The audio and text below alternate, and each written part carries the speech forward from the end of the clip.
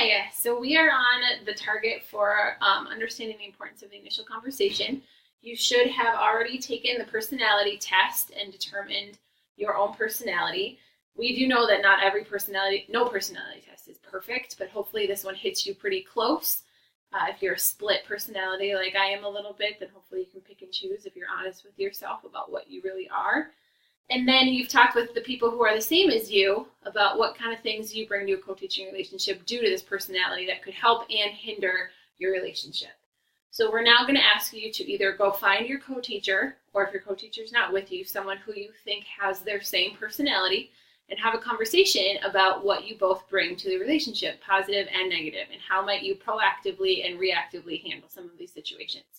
There are some sentence frames to help you get started if you need them. So we're going to go from there. So I am an influencer, and right away I am going to share with Erin my strengths and weaknesses.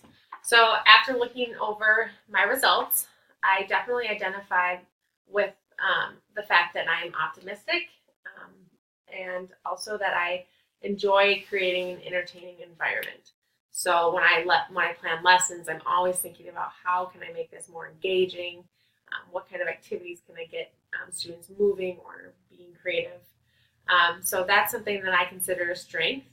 A weakness is definitely overestimating results. So because I like to create an entertaining environment, sometimes I might overestimate how entertaining that might be, or I overestimate how much work it's going to be to create that, or I overestimate the results but underestimate the work that's going to take to make that environment. Also, I act impulsively. So after a lesson, I might be like, we have to change that whole thing. And that's not always the best thing to do, instead of reflecting and being intentional about my decisions. I am a doer. I'm almost split between a doer and a relator, but if I look at myself honestly, more of my personality, the good and the bad, fits the doer. Very type A. So my strengths would be quick decision making. As teachers, we make a million decisions in the spur of every moment. And so being able to make decisions quickly is a strength of mine, very task-oriented that way. So check, done, check, done. I also take charge in many situations, which is nice when it's chaos in the hallway, in the classroom, is I have no problem stepping in, taking charge, calming things down. A weakness that I would identify with professionally is I'm impatient. I don't know that I have my impatience with my students, but I definitely, if somebody is not behaving professionally in terms of planning or in the classroom, I'm really impatient with that, and that's not always comes across the best way. And then I do definitely have some inflexibility, and that's another weakness that I have. I think that goes with quick decision making. I make a decision, in my mind it's done, it's checked off, why revisit it? And so those things can both help and hinder a relationship in co-teaching. Okay, so now that we've shared our strengths and weaknesses and obviously listened intently to those, we're going to use the sentence frames to model a conversation of what could you do with each other's strengths and weaknesses, and what might be some roadblocks or ways you can use it to their benefit. So my first sentence frame I'm going to use is some compromises we might need to make involve my tendency to act impulsively, which I admitted was a weakness of mine. And that would contrast with her tendency to be inflexible. So if I'm impulsive, I want to make quick decisions and I want to change things.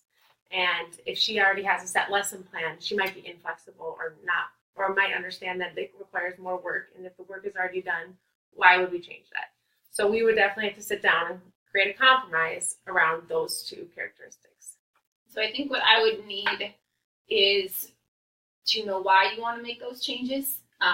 And having this conversation helps me keep my inflexibility in my mind, because I can't just say, no, it's done, right? If there's a really good reason, if there's purpose behind it, it'll be more engaging, but still get at the content and language targets.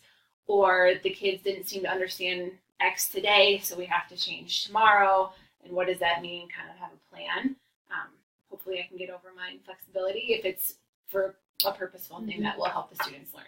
And a compromise on my end in that same regard is being intentional. So not just acting impulsively to make an impulsive decision, but really think about, when I talk to her, I'm going to have a reason for why I want to do this. How does it connect back to the standards?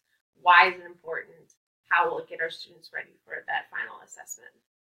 And I think it comes from working together too, knowing that we're both in this together for the greater good of the student learning, that changing is sometimes necessary, right? What I've done in the past was good, doesn't mean it's perfect for the kids we have now. And so keeping that in my mind too. I'm going to use a sentence frame about a point of frustration.